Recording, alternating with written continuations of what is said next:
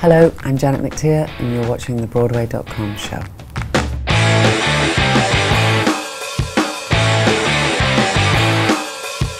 Welcome to the Broadway.com show, your weekly cheat sheet to everything that's happening on the Great White Way. Or as we like to think of it, the hangout for all those telling Santa that all they want for Christmas is Aaron Tveit. What's the buzz, Paul? Looks like Jake Gyllenhaal will open Broadway's newest theater after all. The Oscar-nominated star was originally set to take the stage of the Ambassador Theater Group's Hudson Theater in February in a revival of Lanford Wilson's Burn This. But the show was postponed due to scheduling conflicts.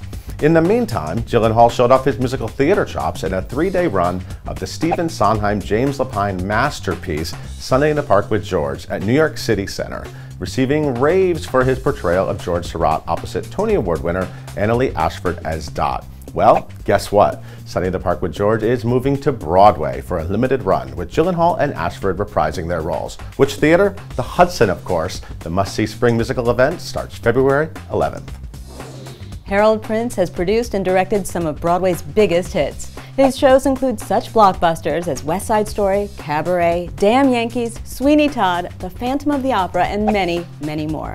Now, Prince of Broadway, a musical highlighting the 21-time Tony winner's 60-year career, will bow on the Great White Way. No word yet on casting, but last year's world premiere of the show in Japan featured stage faves Ramin Karimloo, Shuler Hensley, Tony Yazbek, Emily Skinner, and more.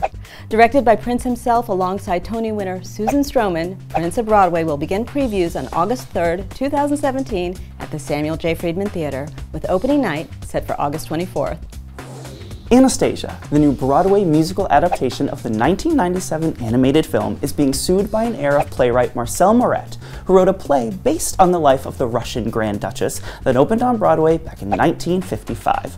According to reports, the lawsuit claims that the musical's plot borrows heavily from Moret's play, and her heirs are seeking to stop the show from opening until a licensing agreement can be made. But the show's producers have said there's no merit to the lawsuit and that the Broadway production is quite different and, of course, includes songs unlike Moret's play. For now, Anastasia is still set to begin previews on March 23, 2017 at the Broadhurst Theater, but we'll keep you posted on any more offstage drama.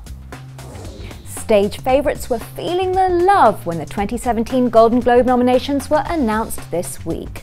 Denzel Washington and Viola Davis both received nods for reprising their Tony-winning roles in the Washington-helmed big screen adaptation of August Wilson's Fences. Additionally, Bryan Cranston, who took home a Tony for All the Way, received a nomination for HBO's motion picture version. Meanwhile, the movie musical La La Land led the pack with 7 nods, including Best Motion Picture, Musical or Comedy, and for the number City of Stars, which features music by Justin Hurwitz and lyrics by Derevan Hansen's Benj Pasek and Justin Paul. This sets up a fascinating race in the Best Original Song category, as they'll be facing off against one Lin-Manuel Miranda, who is nominated for the Moana tune How Far I'll Go. The Hollywood ceremony is scheduled for January the 8th.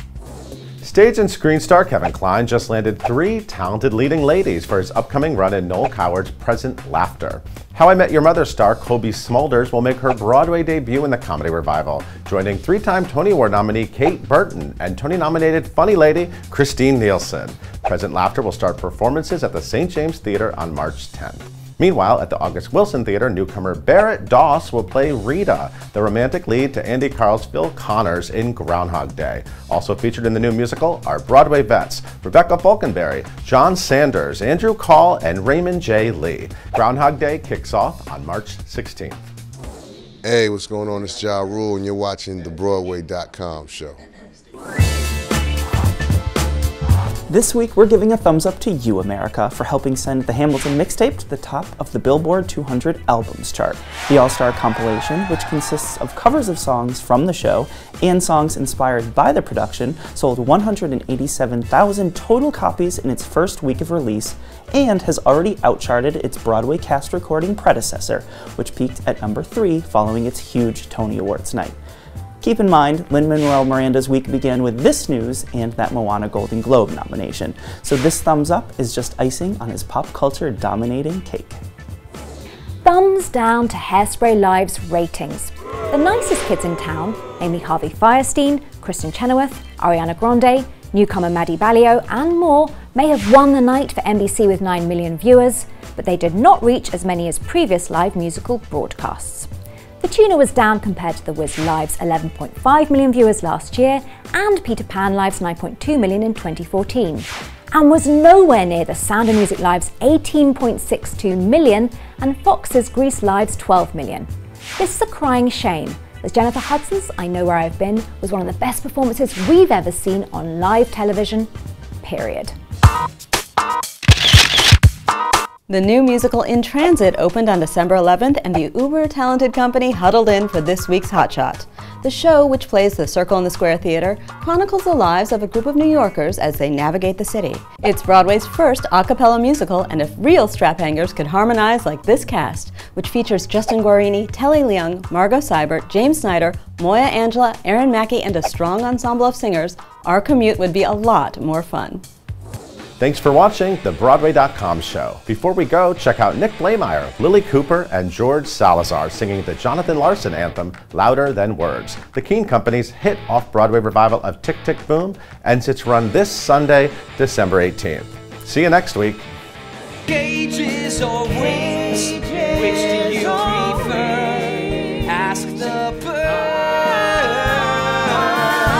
Feel our love, baby, don't say the answer. Actions speak louder than